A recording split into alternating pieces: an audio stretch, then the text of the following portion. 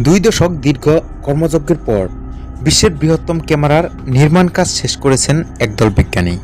3200 megapixel রেজলিউশনের এই ডিভাইসটির নাম legacy survey of speech and time, যার ওজন 3 মেট্রিক টন। এর সঙ্গে একটি লেন্সও যোগ করা হয়েছে, যার দৈর্ঘ্য 5 ফুট 1 ইঞ্চি। ক্যামেরাটির বিশেষত্ব বোঝাতে উদাহরণ হিসেবে ধরা যায় আইফোনের সর্বশেষ মডেলে থাকা 48 মেগাপিক্সেলের ক্যামেরাকে, যেখানে LSSটির তুলনায় বিভিন্ন ছবির বিস্তারিত ফুটে ওঠে কেবল 0.01%। ক্যামেরাটি বানিয়েছেন যুক্তরাষ্ট্রের স্ল্যাক ন্যাশনাল অ্যাক্সেলেটর ল্যাবরেটরির গবেষক ও প্রকৌশলীরা।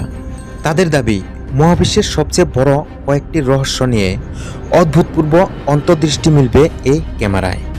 চিলিতে অবস্থিত রুবিন অবজারভেটরির উপর ক্যামেরাটি একবার স্থাপন করা গেলে